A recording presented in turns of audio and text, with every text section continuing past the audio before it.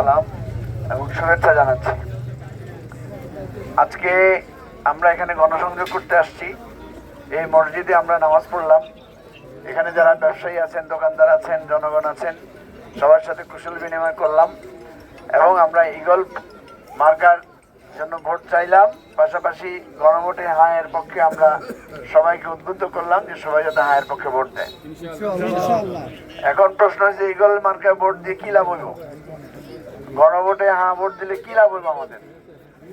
আপনারা তো বলবেন যে আমরা তো এরকম ভোট দেখছি, আমাদের দেশের বিভিন্ন স্থানে বাড়িতে বাড়িতে গ্যাস আসেনি?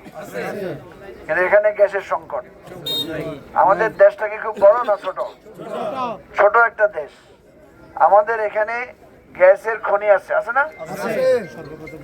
গ্যাসের খনি থাকার পরেও আমরা প্রত্যেক বাড়িতে প্রত্যেকের জন্য গ্যাস দিতে পারলাম না। এটা কি আমাদের ব্যর্থতা না? তাইলে এখানে সমস্যাটা কোথায়? পাইলাম না কেন? কেউ বিদ্যুৎ পাইলো, কেউ পাইলো না। কারো বাড়িতে রাস্তা আছে, কারো বাড়িতে রাস্তা নাই। একটা বৈষম্য না এটা? একটা রাষ্ট্রে কেউ পড়াশোনা করতে পারতেছে ভালো, কেউ ভালো পড়াশোনা করতে পারতেছে না।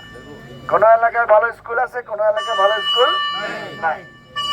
তাইলে আপনি বলেন, পাকিস্তান আমলে আমরা পাকিস্তান রাষ্ট্র বিরুদ্ধে বিদ্রোহ করছিলাম কেন? বৈষম্যের জন্য, ঠিক না? যে আমাদের এখানে জিনিসের দাম বেশি, ওই পশ্চিম পাকিস্তানের জিনিসের দাম কম। আমাদের এখানে উৎপাদন হয়, ফেরা লই যাবে, এগুলোই তো। এখন আমাদের দেশে গ্যাস হয়, আমাদের গ্যাস প্রপার ডিস্ট্রিবিউশনের অভাবে সিএনজি স্টেশন দিয়ে রেখেছে হাজার হাজার, মানুষের বাড়ির গ্যাস বন্ধ করে দিয়ে।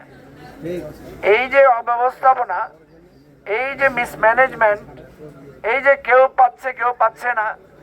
আমরা একসময় স্লোগান করতাম, কেউ খাবে কেউ খাবে না, স্লোগান ধরতাম নি আবার, কেউ খাবে কেউ খাবে না। এটা কেউ মানবে? কিন্তু আমরা তো মানি লইতে। বাংলাদেশের 10 ভাগ মানুষের এখনো বিদ্যুৎ পায় না, লোডশেডিং হয় কিনা? অথচ মন্ত্রীর বাসায় লোডশেডিং হয়নি, এত কোনোদিন লোডশেডিং হয় না, এত কোনোদিন গ্যাস যায়নি। তাইলে এই যে অব্যবস্থাপনা, এই অব্যবস্থাপনার কারণ কি? এই অব্যবস্থাপনার কারণে আমরা দায়ী, আমরা সবাই দায়ী। কারণ আমরা ভোট দিবার সময় এগুলো চিন্তা করি না। ভোট দিবার সময় চিন্তা করি, হেমিয়া কত বড় দলের নেতা, হেমিয়ার কত গাড়ি আছে, বাড়ি আছে, হেমিয়া কত বড় লোক, কত টিয়া খরচ করতে পারবো, এটা দেখি আমরা ভোট দিই।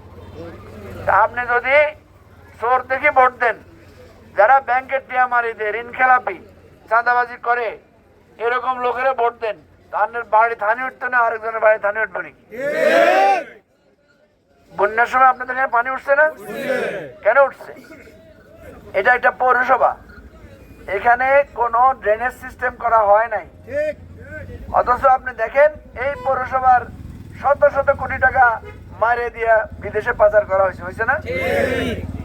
সুতরাং আমাদের যদি ন্যায্য অধিকার পাইতে হয়, আমাদের যদি সাম্য পাইতে হয়, সবাই যদি সমান অধিকার পাইতে হয়, আমাদের সবাইকে একসাথে হইতে হবে, একজোট হইতে হবে।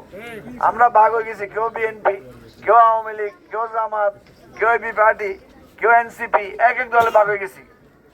ভাগ হইতে পারি, এক একজন একটা দল থাকতে পারে, কিন্তু দেশের স্বার্থে, দেশের দরকার আমরা এক না? আচ্ছা বলেন তো, আমরা হিন্দু আছি, মুসলিম আছি, বৌদ্ধ আছি, খ্রিস্টান আছি না? করোনা যে একটা ধরে, খালি হিন্দুরে ধরে না মুসলমানেরও ধরে? সবারই ধরেনি। আপনি যখন হোটেলে ঢুকে খান, কোন ধর্মের পরিচয় আসেনি যে আপনি হিন্দু না মুসলিম? দোকানদারে কয়নি যে আপনি হিন্দু, আপনার কাছে পরোটা বেচতেন না, আপনি মুসলমান, আপনারা সিঙ্গারা দিতেন না, কয়নি এটা? আমাদের ধর্মীয় পরিচয়ের কারণে আমাদের মধ্যে কোনো ভেদাভেদ নাই। আমরা সবাই রাষ্ট্রের কি নাগরিক। তাইলে রাষ্ট্রটা ভালো চলার জন্য আমরা কিল্লায় দল দেখি ভোট দিই।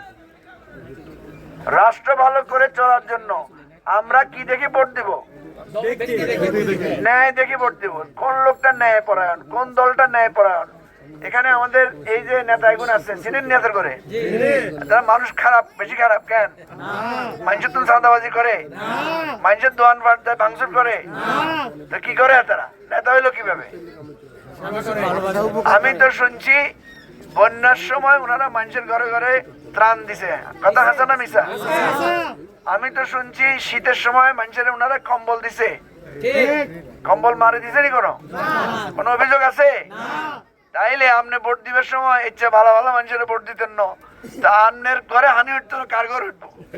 আপনার ঘরে গ্যাসের সংকট হইতো না, কার ঘরে হইব? অতএব বুঝছেন নি কথা?